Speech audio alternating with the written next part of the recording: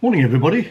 It's a beautiful morning and I ought to be out on my bike, but for various reasons I'm not. So I thought I'd come in here and make you guys a video. So, Fantastic Beasts, The Crimes of Grindelwald. What's it like? Is it any good? Should you spend your money? Stick around and you'll find out. So, Fantastic Beasts, The Crimes of Grindelwald. I don't think I can keep on saying that. So I think I'm going to abbreviate it to FBTCOG.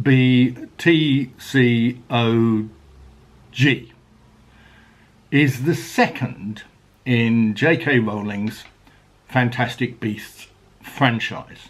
And I use the word franchise advisedly.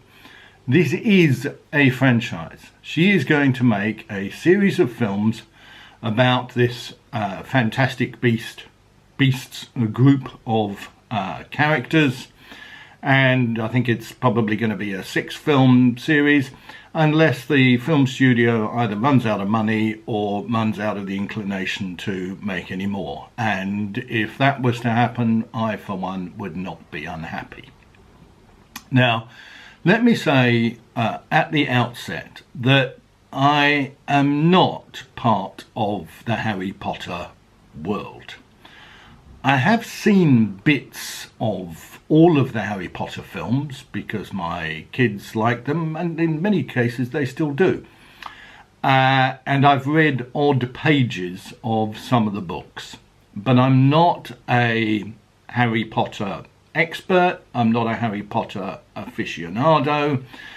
I don't buy into that whole magical Buckbeak, Dobby, Hagrid, Voldemort, Lucius Malfoy, Hermione, somebody or other, Ron Weasley, Professor Dumbledore world. It's not that I don't enjoy magical fiction. It's that I can't stand magical fiction. And I suppose it's only fair that I say that at the beginning. So, guys, if you want to turn off this review now, then feel free. If I was you, I probably would. But the thing to me is that this film, any film for that matter, that is dealing with a series of books or a fictional world has to work on two levels. It has to work as a film and it has to work as a Harry Potter franchise film. Now, it doesn't work as a film, and I saw it with my son who does enjoy the Harry Potter world. I'm not sure he buys into all that magical realism, fiction, fantasy nonsense, but he does enjoy the films. And he hated this film. He thought it was terrible. He thought it was a travesty. I didn't think it was that good, actually. And if it sounds like I'm struggling to think of enough bad words to say about it, that is not far away from the truth.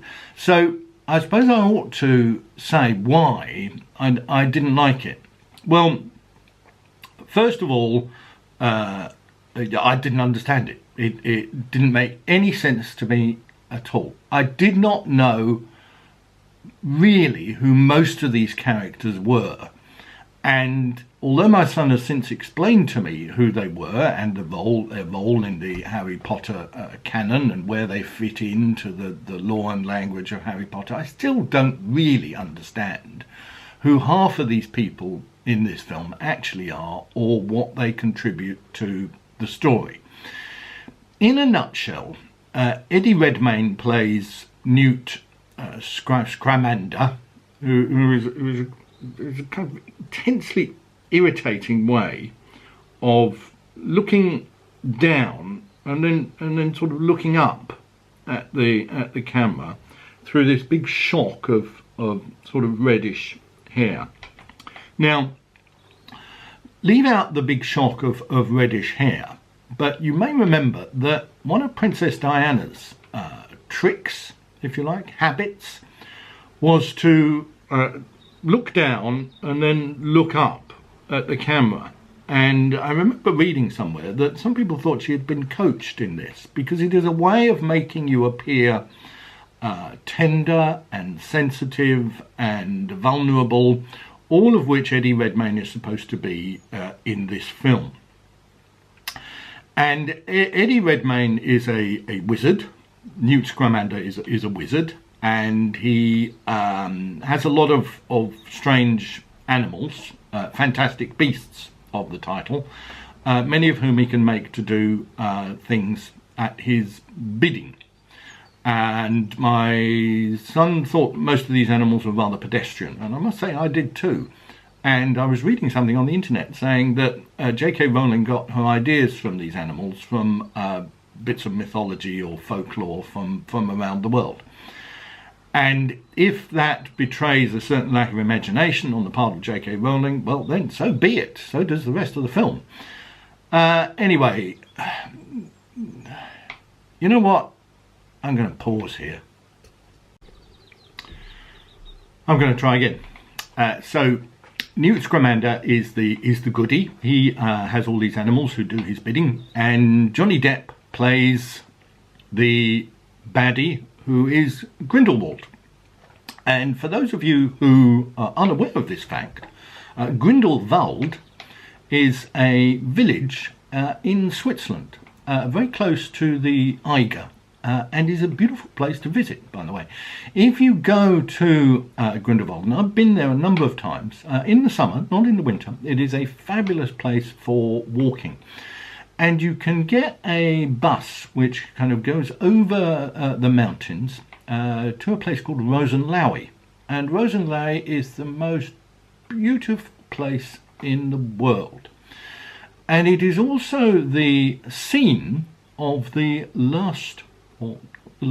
the Sherlock Holmes story, where he has his supposed final battle with Moriarty at the Falls of Reichenbach, which is a real place, although Sherlock Holmes, as I'm sure you'll be aware, is not a real person.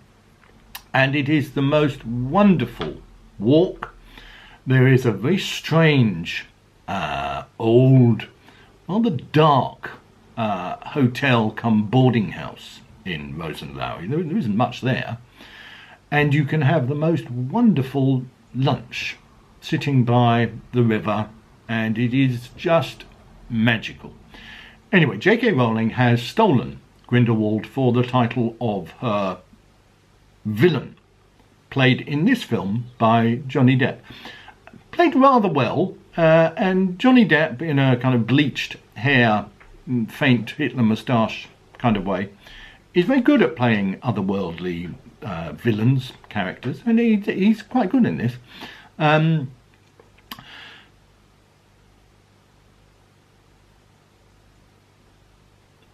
couple of days ago, William Goldman died. William Goldman was a Hollywood screenwriter who wrote one of the best films of all time, in many ways, Butch Cassidy and the Sundance Kid. It's a cowboy film. And you can see it because it's a wonderful cowboy film. You can see it because it's got Paul Newman and Robert Redford in it, who are absolutely superb.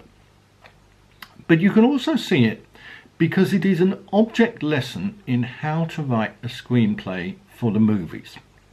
How to produce a story, how to produce interesting, believable characters, how to produce a beginning, a middle and an end, how to have tension, how to have love interest, how to have a fight scene, how to have wit, how to have humour, how to have depth, how to have a message for your audience, how to entertain through the medium of film. Now, JK Rowling knows how to write a story book.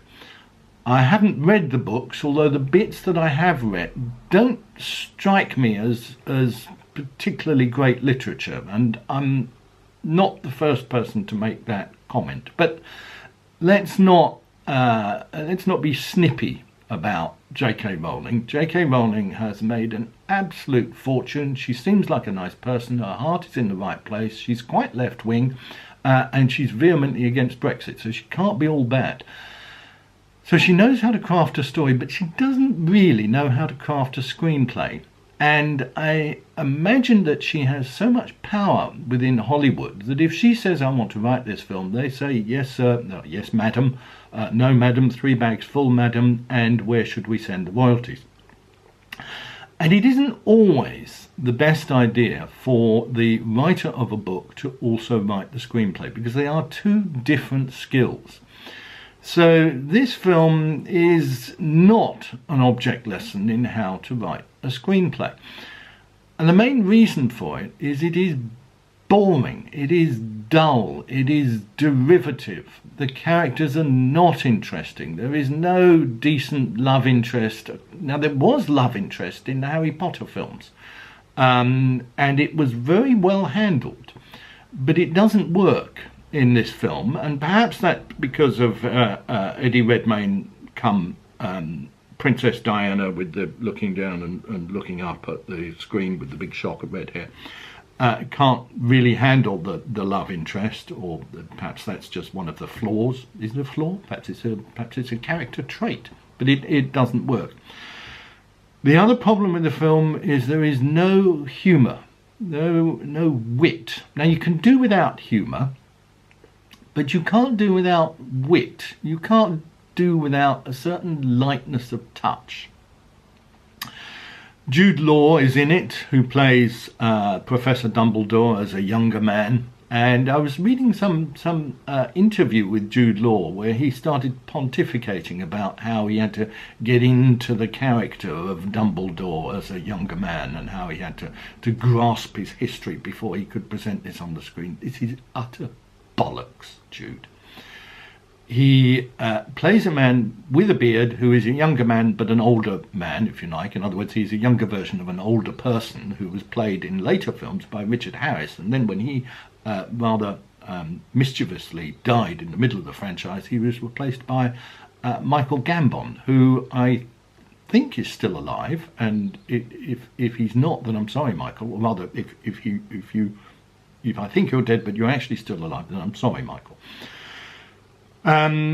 The females, there are some females in the film. I'm afraid I can't remember who they're played by. They didn't make much of an impression. And I don't want to be sexist there, but they don't have particularly interesting roles. What else can I say about the film? There's a kind of right-wing fascist. Johnny Depp is the rise of the baddie, and he's the naughty wizard and so forth, but I couldn't care less about the wizards and the fucking nomads and the magic and the muggles, and oh, give me strength. And there's a twist. Now, the internet is awash with people who say, don't reveal the twist. If you reveal the twist, you destroy it for all of the young Harry Potter fans out there. So you must not reveal the twist. Well, sorry guys, I'm going to disappoint you. I'm going to reveal the twist. It is... I got you there, didn't I? No, I'm not that mean. I'm not going to reveal the twist. But, you know, when you get to the end of the film and they reveal the twist, I looked at my son and said, yeah, so who gives a shit? So this isn't one of my top reviews, and if you're still with me, frankly, I'll be surprised, but I thought the film was dire. I thought it was absolutely rotten. And you know, the thing about it is, it doesn't matter how many old guys like me say that this film is rotten. It's going to make shitloads of money for JK Rowling, and good luck to you. Why not?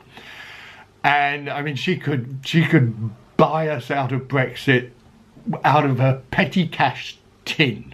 There you are, JK Rowling. Dip your hand into your petty cash tin and give us the 350, actually it's now £394 million a week from the NHS, because Theresa May said so on LBC the other day. When we Brexit, there's going to be an extra £394 million for the NHS. So guys, you know, if you need a hip operation, or you need some cannabis for your epilepsy, you're in luck, guys. You're in luck. JK Rowling is going to finance us. So go and see the film. Take your kids to the film. They'll love it. If you like Harry Potter, go and see it. It's crap from beginning to end.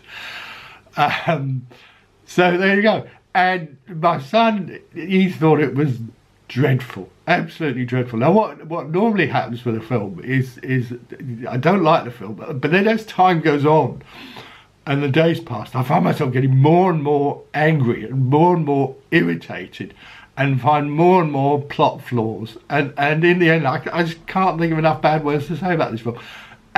But I can't imagine that in a few weeks' time I'll feel even worse about this film than I do now. So, you know, go and see it. Take your kids to see it. They'll love it. But God, it is shit.